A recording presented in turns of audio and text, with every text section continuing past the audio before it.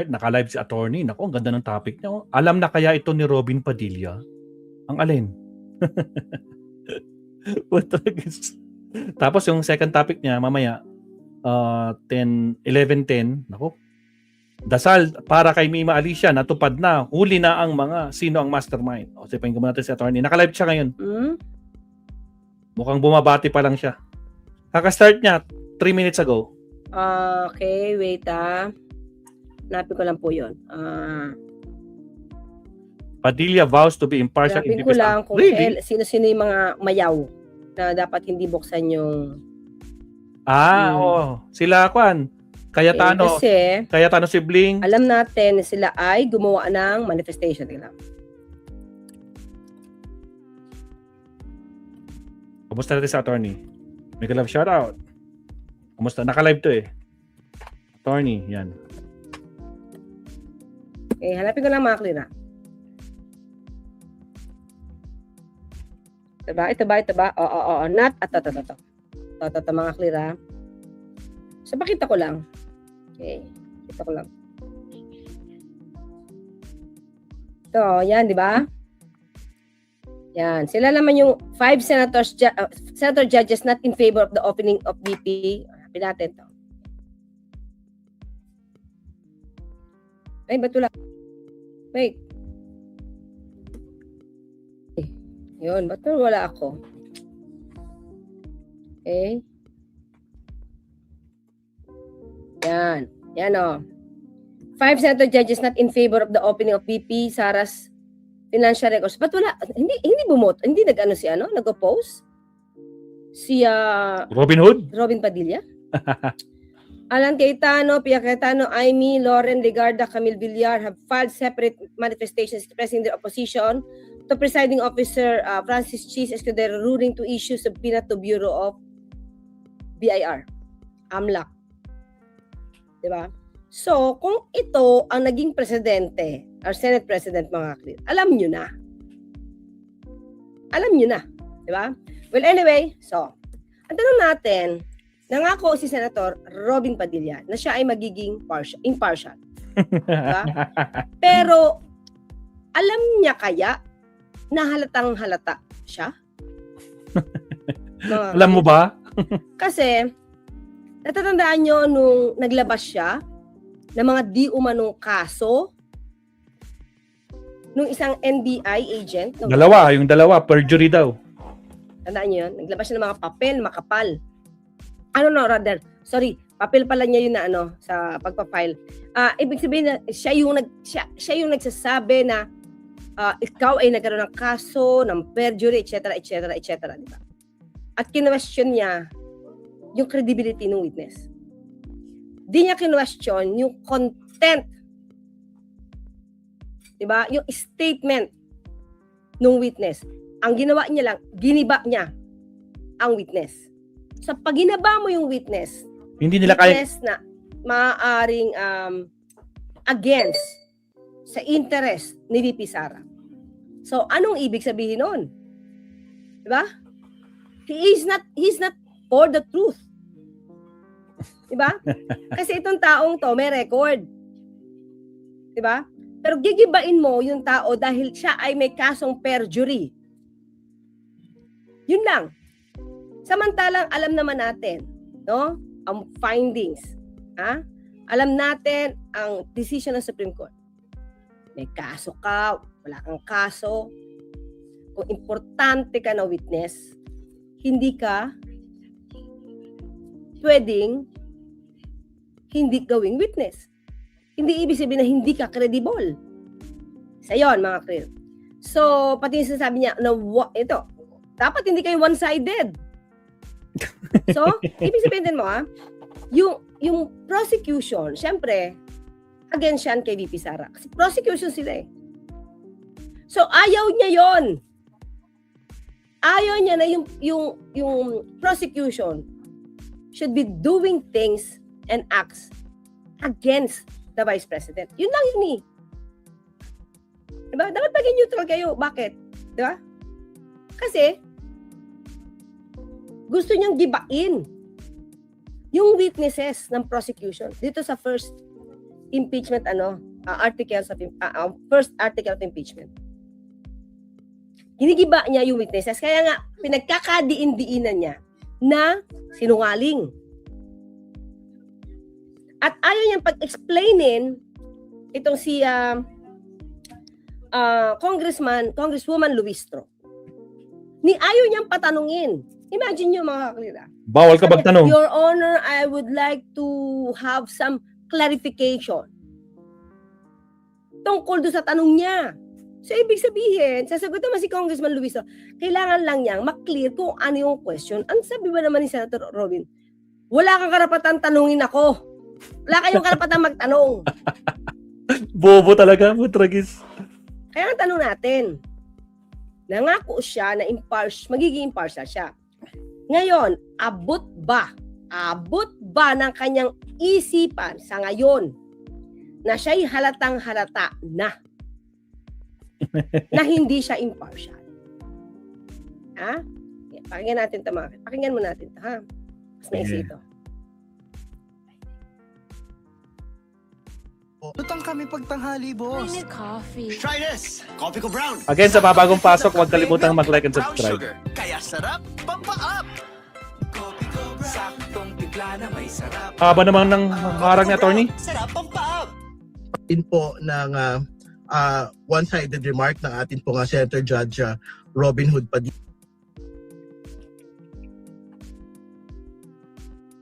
Kung ano yung kailangan mo natin Sorry. Wala. sapin po ng one-sided remark ng atin po nga Senator Judge Robin Hood Padilla. Hindi po totoo na makaisang panig lang po ang prosecution hanggat maaari kung ano yung kailangan mo natin ilatag para sa pag-abot ng katarungan sa usapin pong ito, gagawin po ng prosecution panel. No? Okay? At ito pa mga kaklira, kasi mga kaklira, pag prosecution ka, ang trabaho mo is to prosecute, Tama. to get the truth. Diba? Ang goal mo i-prosecute yung respondent. But, syempre, with facts, using the procedure, following the law, yun. Hindi ka pwede gumawa ng kwento dito. Diba? Pero ang prosecution, to prosecute ang trabaho niyan, hindi to defend the respondent. Kaya sabi nila, bias sila sa kanilang mga ebidensya dahil prosecution sila. Mutragis talaga, oo. Ang sarap talagang pagtawanan nitong si Robin Hood kahit kailan talaga walang ginawang matino. Sabi nga ni Sana attorney, hindi bias ng prosecution. Mm-mm. Yan ang sinasabi niya. Well, Ano pong take niyo doon? sana hindi bias ng prosecution. Mm-mm. Yan ang sinasabi niya. Well, malinaw naman na ang prosecution sa kang depensa, meron na yung kinakatigan. Mm-mm. Kaya nga silang tinatawag sa kanila opposing counsel. Mm-mm. Kung meron dapat maging hindi bias, kung meron dapat walang side na pinapanigan, ito dapat ay mga senator judges. Mm. Yun. Kaya nga tanong natin, alam ba niya? Alam ng marami. Ha? Teka lang, ba't mawala? Wala. Wait.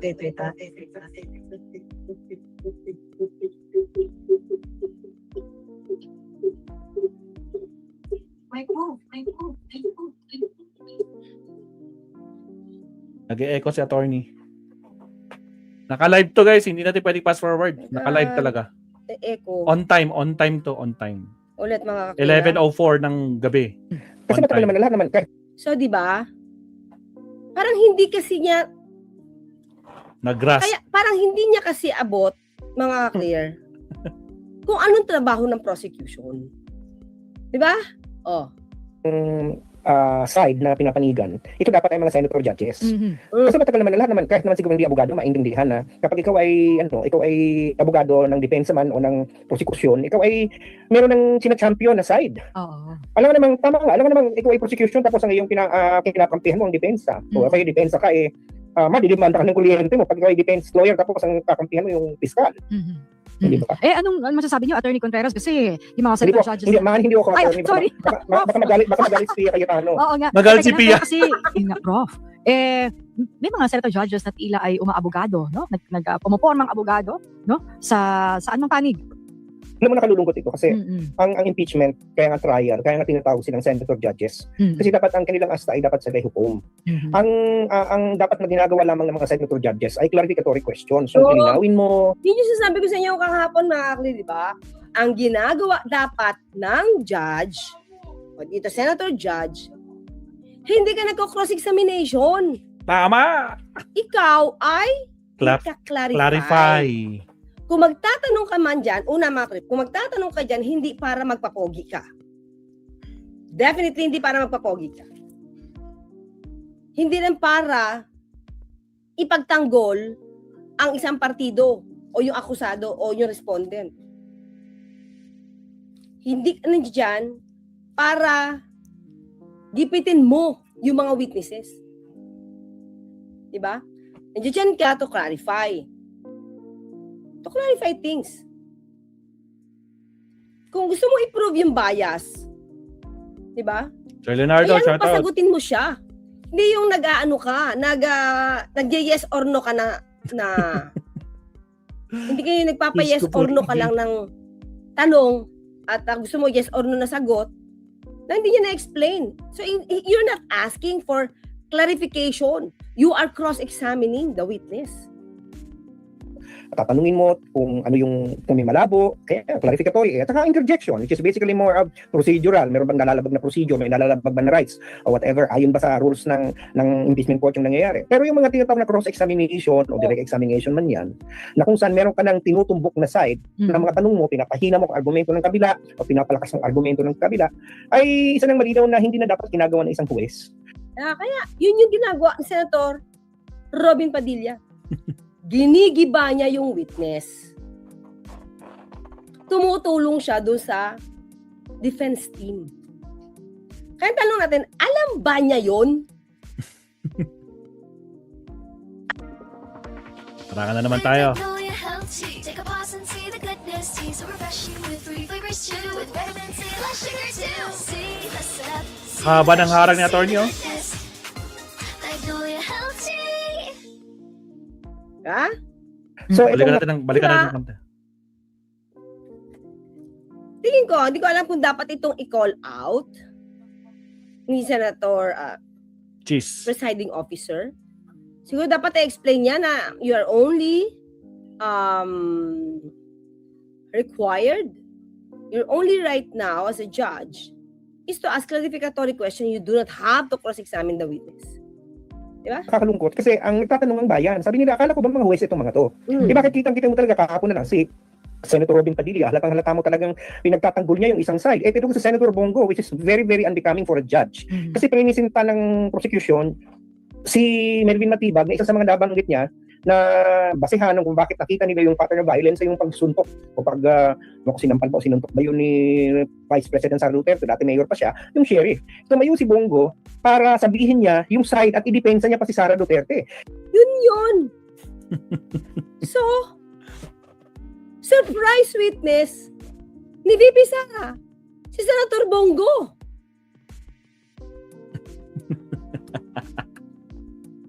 Kaya, hindi ko alam, mga ka-clear, kung itong mga senator judge na to,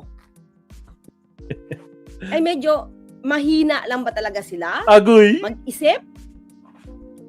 O wala silang pakialam kahit sabihin ng taong bayan na bias kayo? Diba?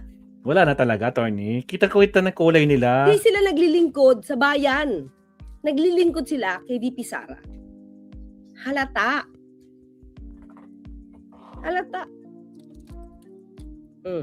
Yung kay Senator Pia naman, kinalimutan ni impeachment ito. Ang pinagtatanggol naman niya dito, sila dalawang magkapatid. Yung issue nilang parehas. Patungkol sa the Senate was under attack. Kaya hindi related sa impeachment. Exactly. Di ba? Kaya nga sabi natin, yung ibang mga Kung yung dati, nung panahon ng Hapon, may suot pa na bayong. Ngayon, wala na. Malakas ang loob. Which is unheard of because that's you are supposed to be a judge. Mhm. You know, of course, may mga political, mga partisan side sila. Di ba? So, yun yung point na hindi dapat sila ganun, di ba? Huwag na muna nilang ilabas kung pwede mo nila magpahala pa. And in both sides, kahit naman si Erwin Tulfo, si Raffy Tulfo, nang binanggit niya na may minority at majority. Pagdating po sa impeachment trial, wala na pong majority and minority. Lahat yung dyan huwis. Pero Prof, ito pong mga kilos, dahil nga miski yung nagbigay ng kanilang mga pahayag doon sa pagpapasabina ng mga banka records, financial records ni VP sa harap ng kanyang asawa, at itong mga ikinikilos ng mga senator judges, nakikita na ba natin kung ano yung magiging kinahinatnan nitong impeachment Yes, trial? Kung tama. ito ba ay conviction? Kitang-kita o sabihin natin, mapapawalang sala? Well, pinapaalalahanan ko lang ang mga senador na wag nilang i-test ang pasensya ng bayan. Kasi alam mo, ang bayan naman, ang mamamayan, kapag nakikita na obvious naman na andyan yung mga ebidensya, andyan na yung mga nakikita nila ng mga premisent ng both sides, tapos meron ng malinaw na lumalabas na talagang papunta na sa kung anumang direksyon. Ito man ay kung guilty o hindi. Kasi pag i-convict mo isang tao na wala nang basihan, makikita ng tao yan. Yes. Kung pinipilit mo lang. Diba? Kung pinipilit mo lang, kamukha nung kay Senator Leila de Lima noon sa kaso. Pero pag maliwanag naman, wag na kayong humarap. Pag inakwit mo naman ng isang tao na talagang ang ebidensya ay halos mabigat magiba na ang ebidensya na inihayag, ay malalaman din yun ng tao. So wag nilang i-test ang patience ng bayan. Kasi alalahanin nila sila accountable lang, di ba, sa kanila tatakbo ng pag-re-election. At saka alam mo, di ba, nung nangyari, meron tayong kasaysayan kung saan dahil hindi nagustuhan ng bayan ang naging akto ng impeachment court ay nag-alsa. Di ba? Di ba?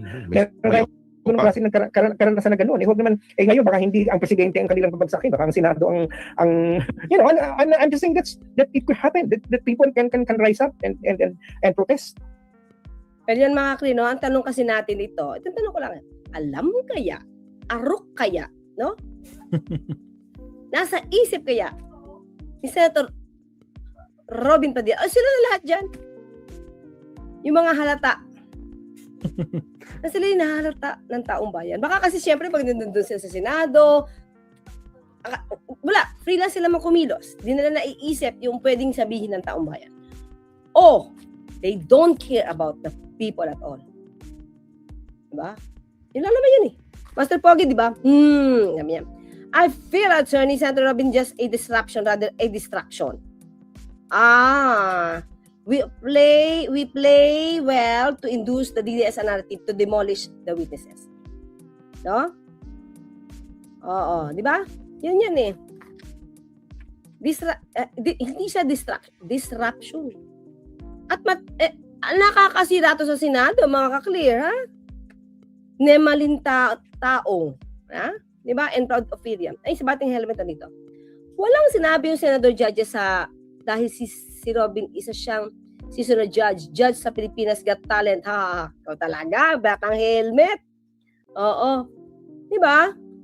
But anyway, sana marating sa brain ni Senator Robin Padilla na yung kinikilos. Nako po, naharangan na naman tayo. Live. Naka-live kasi kaya Hindi siya nagkaganito. tumutupad sa pangako niyang magiging impartial siya. Halata na siya ay nagba-violate sa kanyang pinanumpaan. Yun lang yun. Sana maraman niya. Sana makarating sa kanya. Sana alam niya. Kasi baka hindi eh. Si Senator Cheese, wala. Okay? Okay, mga kre. Thank you so much, ha. Marami pa tayong topic. May dalawa pa tayo. Ang susunod natin ay si... Mima Alicia. Ayun. Mukhang ipinahiya. Medyo may napahiya dito, mga kre. Pakita ko sa inyo mamaya na sino mga kre. Thank you so much, ha. Medyo kapos tayo sa oras, but thank you so much. Don't forget to like, share, and subscribe. Almost 4,500 views tayo, live views. So, paki-like na lang po. Thank you so much sa pag-like. Pindot-pindot lang. Sino mga kre. Sino Bye-bye. Bye-bye. Salamat, attorney. Alright. Okay na tayo, mabsat. Okay, mag-last topic na lang tayo. Actually, maganda yung topic ni attorney na yung may dalawang topic pa siya eh. Pero for the meantime, okay na tayo. Mag-last topic na tayo, mabsat. Okay. Countdown muna tayo in 30 seconds. Last na. Salamat, attorney Claire.